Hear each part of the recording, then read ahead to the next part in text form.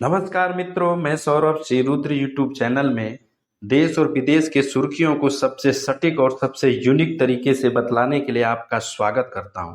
आज के सुर्खियों में हम जानेंगे केरल की सरकार ने राष्ट्रपति के खिलाफ सुप्रीम कोर्ट में मुकदमा दर्ज कराया।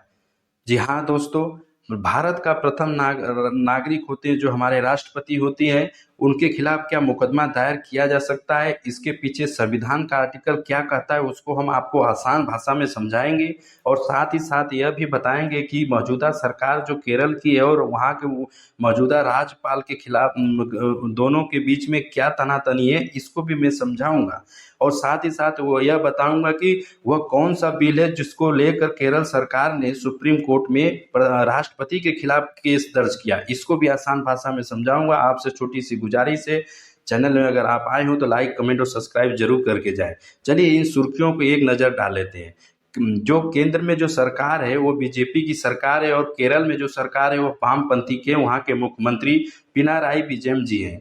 तो आपको एक थोड़ी सी जानकारी के लिए बता दूं कि राष्ट्रपति महोदय के द्वारा ही राज्यपाल की नियुक्ति की जाती है। अब आपको बात समझ में आ जाएगी कि दोनों सरकारें अलग अलग है, एक वामपंथी सरकार है और दूसरा बीजेपी केंद्र मतलब जो राष्ट्रपति को बनाते हैं, राष्ट्रपति ने राज्यपाल को भेजा। तो इनके बीच में तनातनी ये है। और दूसरी आरोप लगाया गया है केरल सरकार की तरफ से, क्या वो सुन लीजिए। आरोप यह लगाया गया है केरल सरकार की तरफ से कि जो बिल आपको पता होना चाहिए मित्रों कि राज्य का जो बिल पास होता है विधानसभा से होता है और उसको मंजूरी देने के लिए राज्यपाल के पास भेजा जाता है। तो राज्यपाल मंजूरी देने के बाद वह बिल पारित हो जाता है। उसी प्रकार लोकसभा और राज्यसभा फिर राष्ट्रपति से मंजूरी ली जाती है आपको केंद्र के लिए। तो ये तो आपको क्लियर हो गया। अब मैं आपको इनका आरोप समझा देता हूँ।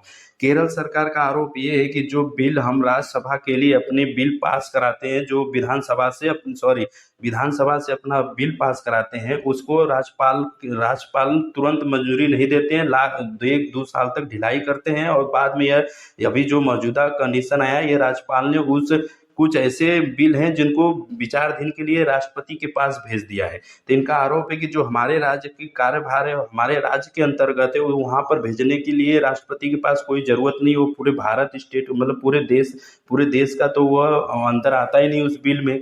तो इसलिए उन्होंने यह आरोप लगाकर सुप्रीम कोर्ट में केस दायर किया। अब दूसरी बात आपको बता दूं मित्र कि आपको पता होना चाहिए कि संविधान में हमारा वो आर्टिकल 361 के तहत न तो राष्ट्रपति और न राज्यपाल के ऊपर न कोई केस करेगा जब तक वो पद पर बने हैं, न उनके खिलाफ कोई गैर कानूनी कोई कार्रवाई करेगा।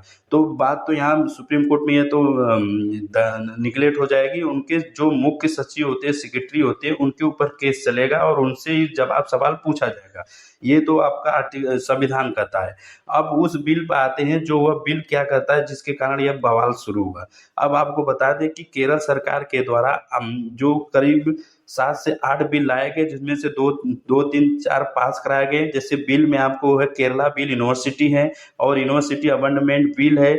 जो आपको बता दूं कि जो यूनिवर्सिटी के तहत जो बिल होते हैं, तो आपको एक जानकारी के लिए बता दूं कि यूजीएससी के अंतर आते हैं। यूजीएससी क्या होता है? यूनिवर्सिटी ग्रांट कमीशन, जो एक केंद्र सरकार की एक संस्था होती है, उसके केंद्र सरकार के अंदर देखा जाता है।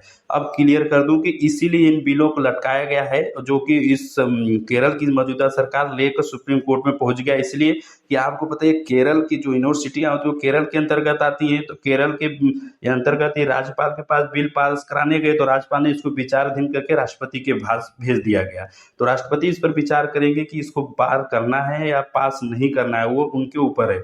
जबकि ये इनके स्टेट की मतलब जो केरल सरकार की स्टेट की उसकी बात नहीं है, यह तो यूनिवर्सिटी की बात है। यूनिवर्सिटी की बात होने के कारण यह केंद्र के अंतर्गत आती है, इसीलिए इस बिल को रोका गया है। अब आगे क्या सुनवाई में क्या अपडेट होगा जरूर आपको बताएंगे। आपसे एक छोटी सी गुजारिश है, कमेंट जरूर करके जाए। धन्यवाद।